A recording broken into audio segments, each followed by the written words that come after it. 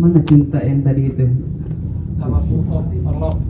Nah ini puisi cinta paling mantap. Wah. Itu berarti puisi cinta paling mantap ya, kata-kata tadi. Ada tidak di dalam lirik lagu bahasa Indonesia yang kata-katanya seimbang atau sepadan dengan tadi? Aku mencintaimu melebihi dunia dan diriku sendiri, Pak Martin. Jangan Pak Martin ya. Bang Martin. Bagaimana, sudah siap? Ini sebaiknya pada duduk lesehan supaya enak. Atau sudah enak begini berdiri? Berdiri. Kalau tawuran berdiri, Pak.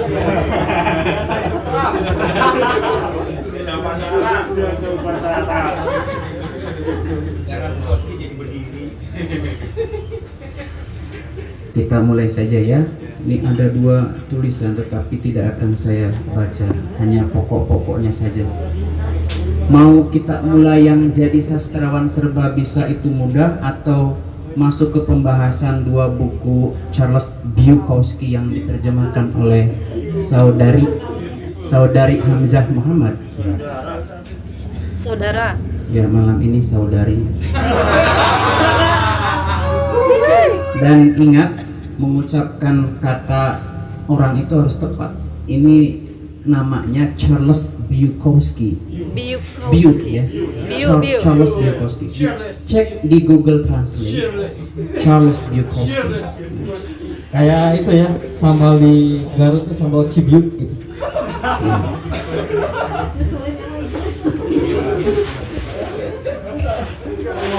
Moderator mau dimulai yang jadi sastrawan serba bisa itu mudah atau masuk ke 2 pembahasan buku? Waktu saya 30 menit nanti kepada Bang Martin. Lempar koin lagi apa gimana nih? Tapi Nah, saya sih ngasih nanti 1 jam sesi tanya jawab supaya unek-unek dikemukakan di hadapan Daku, Ini aja yang paling gampang aja lah buat Pak Narudin, mana? Keduanya Yang paling- sangat gampang. Tidak ada kesukaran. Ya. Ini kalau jadi Pak ini Pak Narudinnya kelas berat, makalahnya kelas ringan apa gimana nih kalau begitu? Serba mudah begini. Saya menulis ini dengan memejamkan kedua belah mata saya. Tiba-tiba ketika saya berkedip sejenak, sudah jadi di hadapan saya. Jadi memang kadang-kadang kita itu mempunyai potensi itu mungkin melampaui metafisika. Karena melampaui metafisika berarti itu bukan lagi post truth tetapi triple post truth. Kalau Martin Suryajaya itu ilmunya sampai ke post truth, saya sudah 3 kali post truth. Begitu.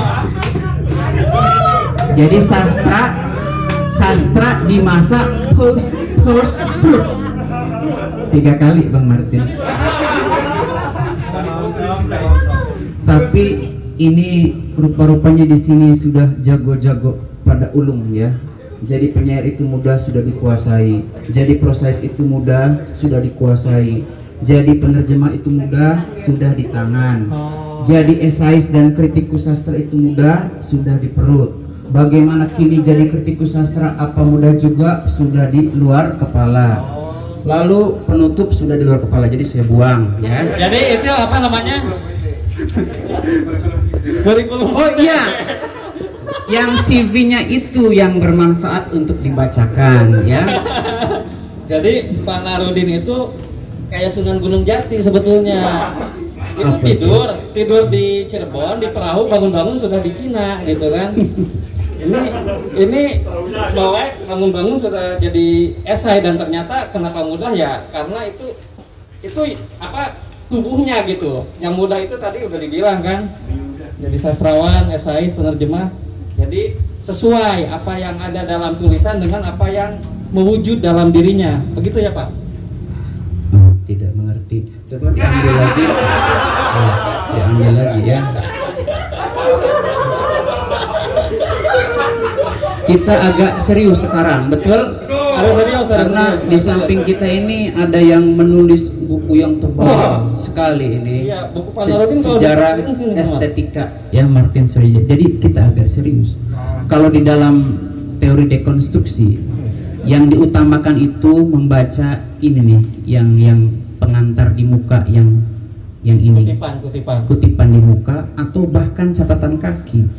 Jadi isinya nggak usah. Meskipun yang ada catatan kaki itu kadang-kadang menyebalkan juga. Ada yang catatan Nah, kakinya Pak nah ini tidak ada catatan kaki.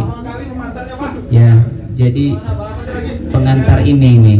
Iya, Pak. Jadi gimana cara mudah jadi sastrawan? Ya, kita mulai. Iya. Ini kayaknya udah mau selesai. Coba kita bacakan ini yang utama sebetulnya. Amor cuerdo no es amor. Say love is not love. Cinta waras itu bukan cinta. Jadi Anda kalau mencintai seseorang atau apapun dan masih waras berarti bukan cinta. Kalau Martin mencintai filsafat, Martin itu masih dangkal filsafatnya. Kalau dia belum gila dalam filsafatnya. Jadi kalau cintanya sudah sampai gila, majnun atau di sini itu dengan kata-kata insane ya atau not sane, maka cintanya sudah luar biasa. Tepuk tangan dulu. Jadi nanti jangan sampai diinstruksi lagi, pokoknya udah selesai tepuk tangan gitu. Jadi pembahasan di Kamsa gimana? Ya ini kan ada 2 makalah. Dia tadi ingin yang itu dulu, random dulu. Yang jadi sastrawan mudah itu dulu. Oh, tadi itu ya, makalah itu ya? Ya. Ini rupanya ada yang sungguh-sungguh ingin mendapatkan ilmu. Bapak pikir kami kesini main-main, Pak.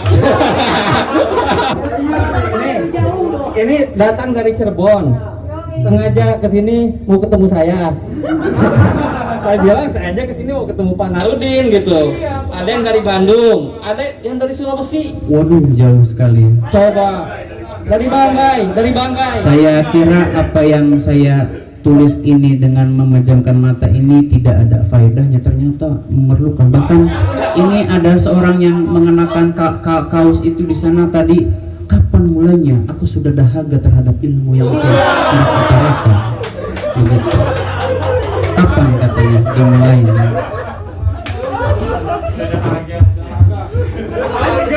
Baik, kita mulai saja secara sistematis tapi singkat-singkat saja ya. Ini resep ajaib yang saya sudah buktikan dan memang sudah saya fungsikan kepada diri saya sendiri dan kepada yang lain-lainnya. Kalau dalam bahasa Bang Haji Romero itu dan banyak lagi yang lain. Tidak falas lah setidaknya itu suara saya itu, karena saya mengajar teknik vokal 3 tahun di sekolah internasional. Ya, tepuk tangan dalam hati saja lah Bang Martin ya. Jadi penyair itu mudah begini. Alton C. Morris pada tahun 1964 di dalam buku College English dia membagi 2. Puisi itu terdiri dari metode dan hakikat, bentuk dan isi, jiwa dan tubuh. Puisi yang mengandalkan tubuh saja tanpa jiwa mati. Orang punya tubuh tanpa jiwa mati. Puisi yang mengandalkan jiwa saja, isi saja tanpa tubuh atau bentuk, maka itu siluman. Jadi supaya jadi manusia atau menjadi, bentuk dan isi puisi itu harus seimbang atau harmonis, tidak boleh disingkirkan salah satu. Tapi ada juga yang cacat tubuhnya dan cacat jiwanya. Inilah mungkin yang menjadi unek-unek Bang Martin selama ini. Post truth, nah itu ya. Oh, kurang. Ya. Yang ketiganya biarlah tatapan mata saya menembus lubuk hati Anda. Mari kita lanjutkan.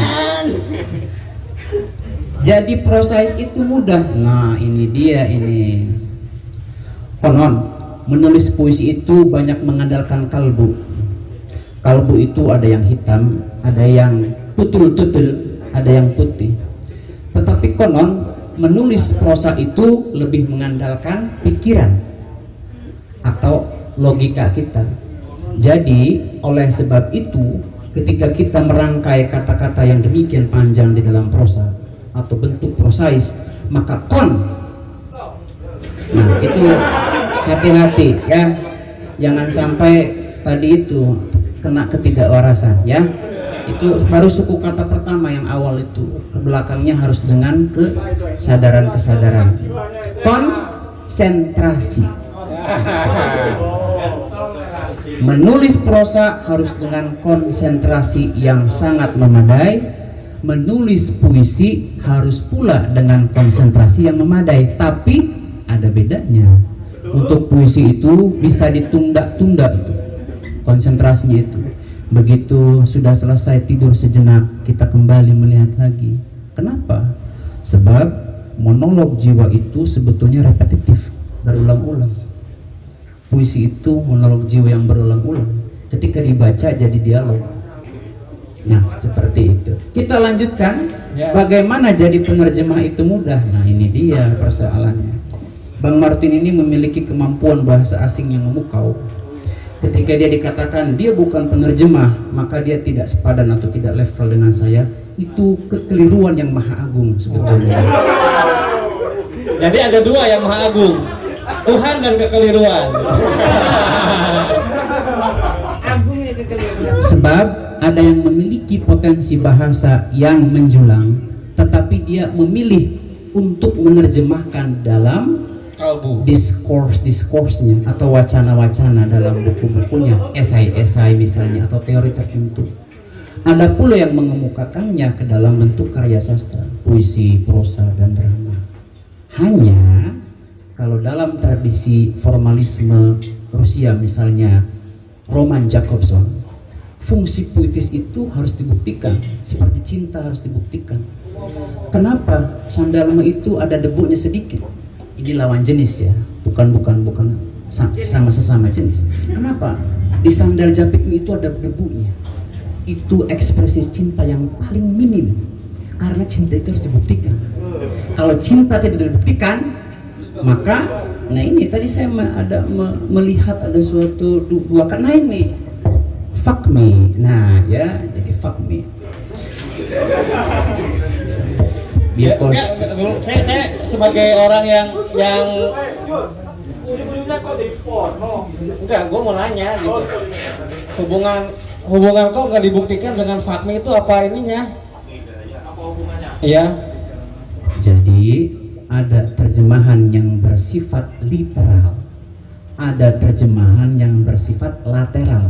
Ketika saya mengatakan fakbi di ujung uraian saya tadi perihal terjemahan, maksudnya itu maknanya secara metaforis atau kiasan. Fakmi itu adalah sialan, alangkah sia-sianya kalau cinta itu tidak dibuktikan. Nah seperti itu. Ya, tepuk kaki dulu. Kata-kata bersayap. Jadi esais dan kritikus sastra itu mudah. Apakah demikian? Tentu saja mudah. Ini di sebelah kanan kita ada yang paduka Tuan terhormat Bang Martin, seorang esais dan kritikus ya. Bagaimana mudah? Kalau orang biasa merangkai kata puisi, maka dia terbiasa dengan paronomasia, istilahnya itu. Paronomasia itu adalah gabungan-gabungan polisemi dan homonimi. Kalau semakin terampil paronomasianya itu, maka dia memiliki kemampuan fungsi puitis yang bagus di dalam tradisi Roman Jakobson. Apakah itu fungsi puitis? Fungsi puitis itu yang disebut dengan poetic language, bahasa puitis. Yang tidak puitis disebut dengan istilahnya itu unpoetic language atau non-poetic language atau ordinary language. Jadi ada bahasa yang ordinary language, ada bahasa yang luar biasa, extraordinary language. Setiap puisi itu masuk ke dalam kategori ordinary language atau poetic language. Oleh sebab itu, orang yang telah tertancap oleh apa itu panah puisi, maka dia memiliki kemungkinan yang besar dalam merangkai esai-esainya pun atau diskurs wacana-wacana yang lebih panjang akan lebih tertata dengan apik. Lalu bagaimana jadi kritikus sastra itu, apakah mudah? Ini yang ingin saya utarakan. Ini masalah sepele, trivial case, tetapi ini sangat penting sekali, of great importance. Bang Martin, apakah itu orang-orang sekarang belum kuasa membedakan apakah itu kritik sehari-hari dan kritik sastra? Kritik sehari-hari itu bersifat mencaci maki, mencemooh, menghina rendahkan. Kritik sastra mengupas atau membahas karya sastra baik buruknya. Catat itu ada oposisi biner itu di dalam teori dekonstruksi. Baik buruknya, jelek bagusnya dari puisi itu. Jadi kalau ada yang menilai saya menilai puisi kok menjelek-jelekan orang, menjelek-jelekan puisinya, tidak. Itu mereka menerapkan definisi yang sehari-hari itu. Kritik sastra itu, kritik itu mencemooh, mencaci maki, tidak. Ingat, kritik sastra itu membahas apa itu tadi itu, baik dan buruk terhadap karya sastra, puisi, prosa dan drama. Tapi yang mengejutkan saya dan membuat saya naik pitam, saya membara kritik sastra Badan Bahasa kemarin, itu di temanya, di posternya itu membahas problem sastra atau problematika sastra. Itu bukan definisi kritik sastra yang sahih secara turun-temurun sejak klasik sampai modern. Itu membahas problem sastra itu esai. Jadi lombanya kritik sastra, temanya esai. Ini yang disebut dengan contradictions in terms atau a contradiction in terms. Apakah itu? Kontradiksi di dalam dirinya, bertolak belakang. Posternya lomba esai sastra, disuruhnya diintensikannya kritik sastra. Sungguh memalukan dan sungguh apa itu, merendahkan definisi kritik sastra yang telah dibangun oleh H.B. Yasin, Sapari Djoko Damono, Rahmat Djoko Padopo itu dan banyak lagi yang lainnya. Ya, tepuk tangannya kelupa ya.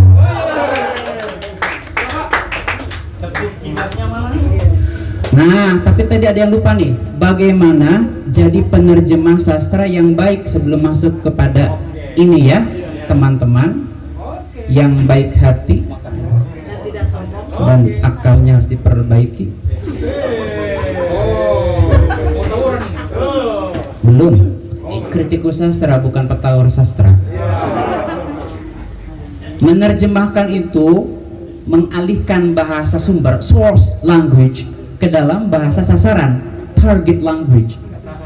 Source language-nya Inggris misalnya, bahasa sasarannya Indonesia. Anda bisa jadi penerjemah yang baik, Kang Zulkifli, kalau menguasai bahasa sumber Inggris dengan sesempurnanya. Lalu Anda menguasai bahasa sasaran, yakni bahasa Indonesia. Mengapa demikian? Di dalam bahasa sumber ini ada linguistic competence, kemampuan bahasa. Di dalam bahasa sumber ini ada literary competence, kemampuan sastra. Kalau gagal di dalam bahasa di bahasa sumber itu, kemampuan itu kalau gagal, maka dipastikan terjemahannya akan kacau. Yang kedua, kalau di bahasa sasarannya kemampuan linguistiknya, apa itu tadi itu, linguistic competence-nya jelek dan literary competence-nya jelek, maka dipastikan terjemahan itu pun akan cacat. Mengapa demikian? Mengalihkan bahasa sumber ke dalam bahasa sasaran harus seimbang. Jadi penerjemah karya sastra itu harus sastrawan. Kalau puisi, terjemahannya harus penyair, dan penyairnya pun kualitas puisi di bahasa sumbernya itu harus bagus. Sapardi Djoko Damono seorang penyair yang bagus, Hartoyo Andang Jaya seorang penyair yang bagus. Ketika dia menerjemahkan, demikian bagus terjemahannya, artinya dia menguasai bahasa Inggris atau bahasa asing lainnya, dan dia pun menguasai bahasa sasaran. Saya ingin di Indonesia ini tidak mengagung-agungkan kuantitas atau mari perbanyak buku-buku di badan bahasa, mari perbanyak buku-buku, mari perbanyak anu-anu di Indi, di Mayor. Ingat, kualitas bukan kuantitas. Untuk apa 1000 perempuan yang berwajah jelek, cukup satu perempuan yang cantik jelita seperti bintang kejora. Percuma. Kualitas terjemahannya gimana Pak? Anda gimana? Soalnya Anda akan nulis puisi. Saya itu bukan penyanyi. Bukan penyair, tapi menerjemahkan. Nih, ini udah mulai naik nih, tawarannya nih. Nah, penutup untuk makalah ini kita masuk ke 2 buku ini, dibacakan ini penutupnya. Jadi begini, menulis karya sastra itu penghayatan poetika. Nah, lalu apa lagi nih? Menulis kritik sastra itu disebut penghayatan estetika. Jadi bagaimana ini penghayatan poetika, penghayatan estetika? Kalau Anda ingin sukses, kalau Anda ingin memiliki kemampuan yang pelbagai, maka jadilah seluruhnya. Bang Martin itu seorang penerjemah sesungguhnya, hanya belum membuktikannya saja menuliskan terjemahan karya sastra. Sebab kemampuan bahasa asingnya, kalau kita menilai seorang itu memiliki pengetahuan yang banyak atau tinggi, lihat saja sekilas. Kalau banyak catatan kaki atau banyak istilah asing, itu orang berilmu tinggi. Kalau ada modal bahasa asing, tentu saja Martin itu bukan hamba Hamzah Muhammad. Bisa jadi Martin sang raja, Hamzah seorang budaknya. Bisa jadi sebaliknya, Hamzah seorang paduka raja tertinggi nan bestari, Martin budak beliannya. Seperti itu. Dan Pak Narudin istananya. Pak Cinta ditampungkan ya. Bukan, kata orang saya pangeran asmara. Pangeran kebakul. Kalau demikian menyenangkan, suatu ketika kalau panjang usia saya bisa berada di sini lagi. Tapi sesungguhnya tadi itu saya dalam kecemasan yang tinggi. Padahal kata Muhammad Al-Ghazali, kalau cemas itu 1000 lebih bahaya daripada 1000 penyakit cacar. Jadi jangan cemas. Saya cemas ke sini tadi karena HP saya error. Jadi Grab-nya tidak jalan. Jadi saya tidak bisa ke sini. Untung ada sayap-sayap di bahuku sehingga aku dapat terbang dan berada di sini. Ya, kita lanjutkan ke 2 buku ini ya, Pak Moderator. Siap. Supaya waktunya efektif ya. Nanti ke Bang Martin dan ada sesi tanya jawab supaya kinclong. Biar enak nih. Ya, kita mulai. Hormatilah para penerjemah di Indonesia. Sedikit ini para penerjemah di Indonesia itu yang tergolong anak-anak muda, Bang Martin, Bang Zulkifli. Jarang. Siapapun yang menerjemah dengan usaha yang kerasnya itu kita hormati dan hargai tinggi-tinggi. Tapi bagaimana dengan kualitas terjemahnya? Itu dia yang harus kita kritik atau omeli sedikit. Ayo kita mulai. Langsung aja, langsung bos. Kita mulai ya. Begini, kalau ada sebuah karya terjemahan, kita lihat versi aslinya yang tadi itu, source language. Lalu kita lihat versi terjemahannya atau dalam bahasa sasaran. Martin siapa tadi itu? Sama-sama gondrong nih, seperti Karl Marx. Hamzah menerjemahkan puisi ini dalam ragam bahasa gaul. Apakah harus dikutuk dalam bahasa gaul? Kalau Anda berbicara dalam bahasa gaul atau ragam pidgin yang di Jakarta ini, anak-anak Jakarta, sebetulnya itu tidak menjunjung yang Sumpah Pemuda yang ketiga itu, menjunjung bahasa persatuan, bahasa Indonesia. Tetapi kalau dalam karya sastra, misalnya terjemahan, itu lain lagi. Itu ada yang disebut dengan defamiliarisasi.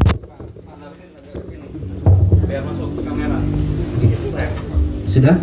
Apakah itu defamiliarisasi? Defamiliarisasi itu adalah pengasingan. Ada maksud ini di balik terjemahan dalam bahasa lagam Betawi atau gaya bahasa gaul anak Jakarta itu. Apakah itu? Saya menyebutnya secara singkat saja di sini, represi dan ekspresi pragmatik. Wow, kita mulai lebih serius. Oke? Setuju? Wah, dari tadi nggak serius ya. Waduh. Lebih serius sekarang ya. Lihat, setiap ada teks itu akan melibatkan 3 hal. Apakah itu? teksnya sendiri, the text. Yang kedua the self. Yang ketiga the world. Ulangi lagi, setiap ada teks ada objeknya. Objeknya itu teks sendiri, the text. Lalu the self, lalu the world.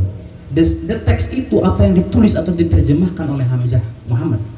The self-nya itu adalah Hamzah Muhammad, Hamzah dan Charles Bukowski.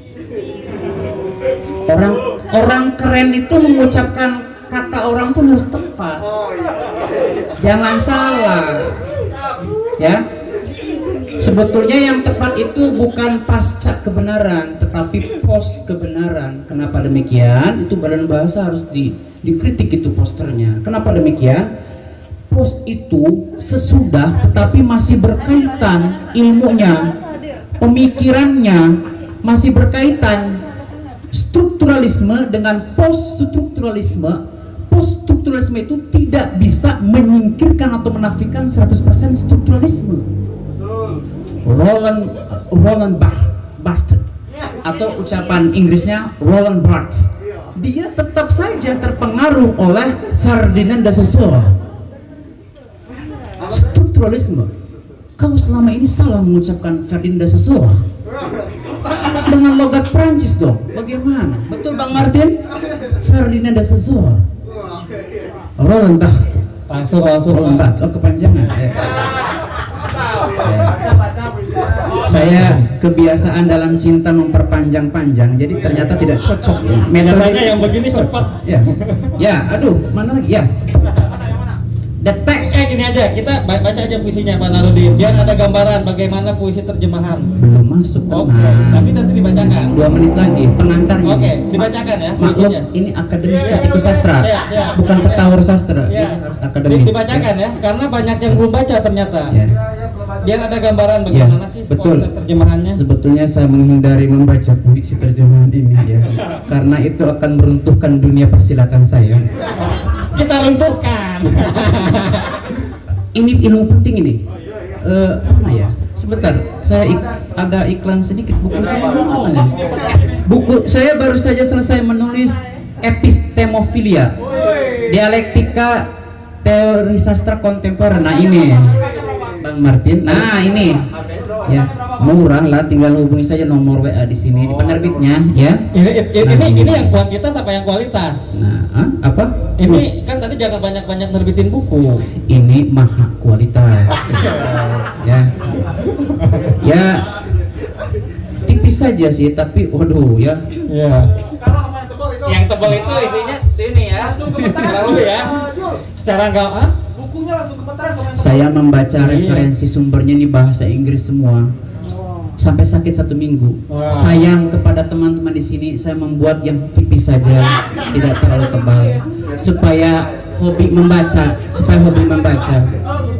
Kalau buku Martin yang tebal ini dia sudah menunjukkan kecongkakannya, bahwa aku itu seorang kutu buku, banyak membaca. Jadi yang congkak-congkak hindari. anjir. Setidaknya pajangan ini bukan realitas buatan atau post realitas. Tapi ini Agak pegel. Agak pegel. Gini aja.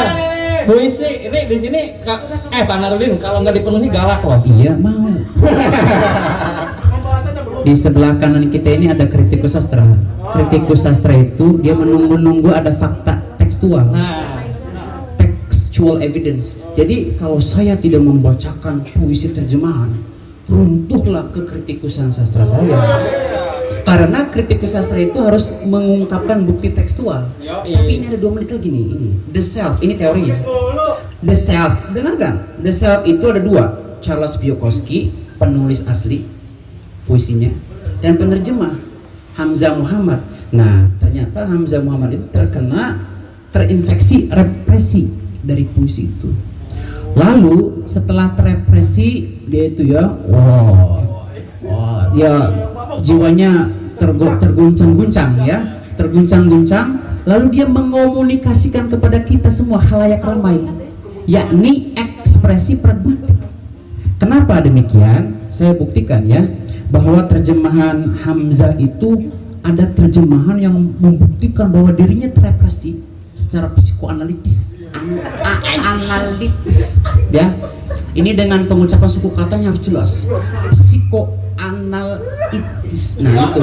Oh gitu ngomongnya Ya. Pak Narudin. Saya terrepresi oleh Charles Bukowski. Jadi saya membuktikan ini contoh represi yang terbaik, terpengaruh oleh puisi-puisi Charles Bukowski. Ada makalah yang telah diperoleh di tangan? Belum. Cuma satu. Sudah. Tapi kami pengen Pak Narudin membacakan. Ya, sedikit saja ada itu Wah, contoh ya. yang banyak. Nah, ini nih. Nah, baik terakhir ya. Gue ini merusak persatuan bahasa Indonesia. Apa? Tidak apa-apa ya. Karena sudah merusak sebelumnya. Coba Enggak, nanti saya jelaskan apa maksud omongan saya biar nggak dipelintir. para hadirin, kita dengarkan ya. Ini terjemahannya begini. Gue cuma ngarepin. Ingat, bukan ngerefin ya. Harus jelas. Gue cuma ngarepin semoga doi enggak comel ke orang-orang kalau barang gue enggak bagus-bagus amat. Itu terjemahan dalam bahasa gaul oleh Hamzah. Saya periksa bahasa Inggrisnya. Begini bahasa Inggrisnya berbunyi, Bang Martin. I just hoped she wouldn't tell. Maaf, saya menggunakan ini logat Irlandia ya. Aku pernah mabok sama orang Irlandia. Anybody that I wasn't pretty.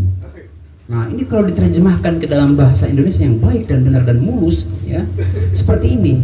Aku hanya berharap dia tidak hendak mengatakan seseorang yang I wasn't pretty. Aku tidak cantik. Aku di sini menggunakan I. Kenapa terjemahnya barang gue? Barang gue membuktikan bahwa otaknya Hamzah Muhammad, tapi di sini di delete ya, di delete Muhammadnya Hamzah ya, Muhammadnya di delete. Dia terrepresi secara psikoanalitis.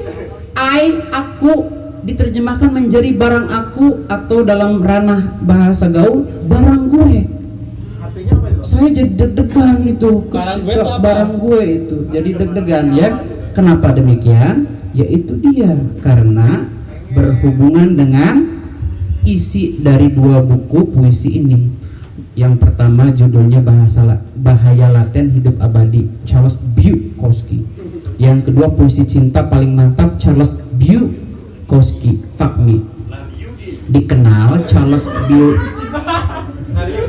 Bukowski ini dikenal di dunia yang menggambarkan dirty realism atau realisme kotor.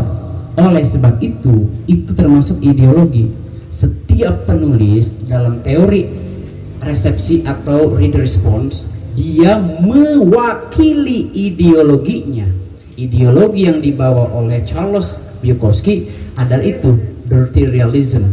Baik itu pengalaman dirinya pribadi maupun atau pengalaman di sekelilingnya itu.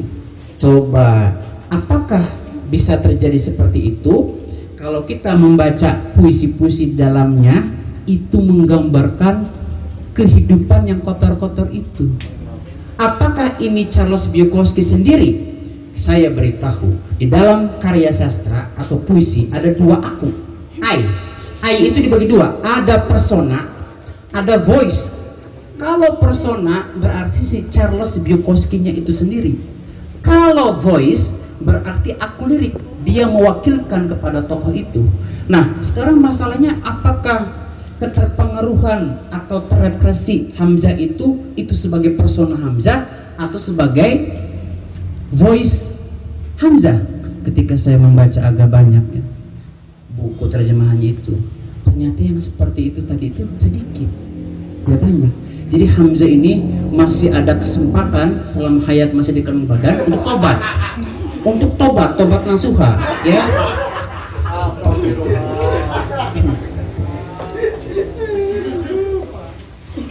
Jadi apa kelebihan Hamzah? Nah, sekarang sebagai penutup ya, penutup. Apa kelebihan Hamzah dengan dua penerjemahan ini? Saya ini bisa juga berbicara yang post-truth. Nah, sekarang saya menggunakan teori itu. Kita bela. Kenapa ini disebut sebagai berharga?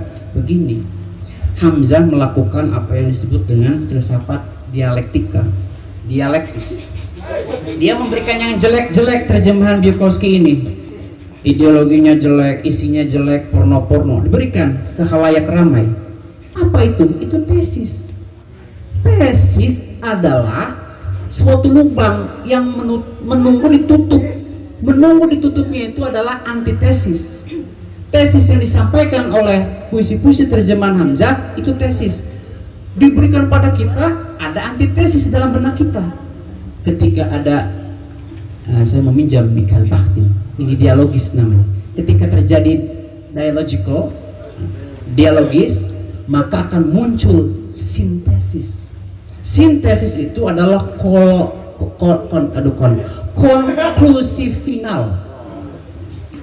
konklusi final dari tesis yang dikemukakan oleh, ada dua nih personanya, dikemukakan oleh Charles Bukowski dan Hamzah, oleh Bukowski dan Hamzah. Jadi hadirin sekalian, teman-teman sekalian, jangan dulu menuduh Hamzah sebagai secara pribadi keseluruhan persis seperti Charles Bukowski. Ada maksud ideologis di sana secara dialektis, tesis, antitesis, dan sintesis. Lalu bagaimana dengan penilaian bahasa gaul atau ragam Betawi itu? Begini, ada yang disebut dengan fatigue communion. Nah itu tuh, fatigue communion. Fatigue itu rasa, communion itu pergumulan rasa, pergumulan. Komunis itu pergumulan banyak orang. Komunis banyak orang. Ya. Jadi ketika rambutnya panjang-panjang itu menunjukkan banyak orang. Ya. Society, social. Jadi Karl Marx itu rambutnya panjang menunjukkan social, society. Kalau saya minim begini, ya ini individual sebetulnya. Ya. Individual. Nah, jadi ini nih penutupnya ya. Jadi bagaimana tentang kualitas bahasa terjemahan dari Hamzah? Teman-teman sekalian sambut. Hamzah ini menerjemahkan dalam ragam bahasa gaul. Kenapa seperti itu? Saya yakin ketika tesis dilontarkan, anak-anak muda atau anak-anak gaul itu membaca, lalu dia membandingkan secara unconsciously, secara tidak sadar, unconsciously. Dia ingat kepada misalnya Sumpah Pemuda yang ketiga, oh harus berbahasa Indonesia yang dan benar. Ini ragam yang kita kemukakan sehari-hari. Seperti itu. Lalu yang kedua, kadang puisi itu tidak bisa diterjemahkan. Ada teoretikus berkata puisi tidak bisa diterjemahkan sebab di dunia ini tidak ada dua bahasa yang persis sama 100%. Tidak. Indonesia dengan Malaysia beda. Betul? Indonesia dengan Melayu beda. Jadi ketika Hamzah menerjemahkan ini, Hamzah ingin menyampaikan ideologi atau isi puisi ini dengan bahasa yang mudah dipahami oleh kaumnya pada zaman now. Nah, zaman now ini berkaitan dengan tadi itu, post reality, hiperrealitas, post kebenaran, atau di badan bahasa pasca kebenaran, seperti itu. Jadi nanti kata Bang Martin itu, maka di sana ada gugatan estetika. Jadi siapa yang mengatakan bahasa gaul ini jelek? Lalu siapa yang mengatakan terjemahan bahasa Indonesia itu bagus? Nah, sebelum saya menjawab itu, kita serahkan kepada Bang Martin Petawar Sastra. Kalau diberikan jawabannya sekarang, nanti Bang Martin terkunci. Jadi tidak bisa mengatakan sepatah kata pun kepada kita. Jangan. Tidak boleh. Kita harus memperbesar rasa kasih sayang kita. Terima kasih. Terima kasih Pak Narudin. Kalau boleh jujur, tadi banyak ya yang disampaikan Pak Narudin, sampai ya intinya sih yang terakhir aja yang saya pahami gitu. Maksudnya yang soal Hamzah itu yang agak jelas fokusnya, objeknya, bukti konkretnya gitu. Kalau yang lain-lain kan tadi wacana konseptual gitu pembicaraannya Pak Narudin. Tadi gimana kepala badan bahasa? Balai Basah. Aduh, maaf ada balon Mbak. Itu Ibu nanti kalau mau protes ini Bu, Jangan dibawa ke Balai Basah. jangan diundang lagi Bu. Nggak tahu saya juga.